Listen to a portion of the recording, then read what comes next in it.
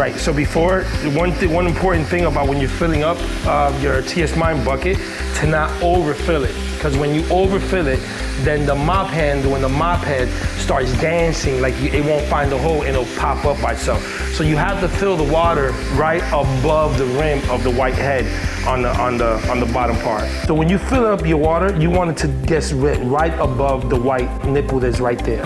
Because if the water gets longer than that or above that, it starts dancing in there.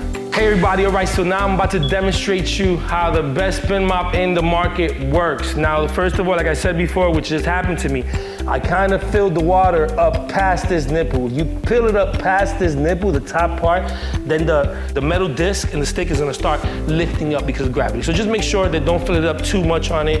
It's not too heavy on it.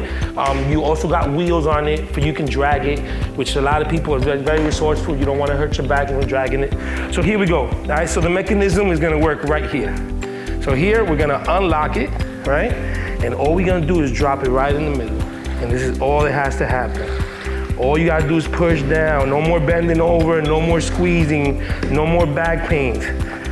Or from here, depending how wet, how dry you want it, if you started mopping, this is how many spins you're gonna give it. As you can see, I have hardwood floors. And many people will be scared to use their mops on hardwood floors, but not me, not this one. This mop here completely dries it out. You can make it as dry or as damp as you want it. And you can grab and you can sweep, mop all your house. I use this mop here to clean my walls. You clean your walls, I clean my borders. Everything in my household gets clean with this. My windows get clean like this. Look at that in the middle. You're not gonna worry, look at the depth on it. You do not have to worry about it scratching your floors. No matter how hard you press down on it, it is not gonna scratch your floors, it's not gonna damage your walls. And like I said, look, let me show you the magic one more time.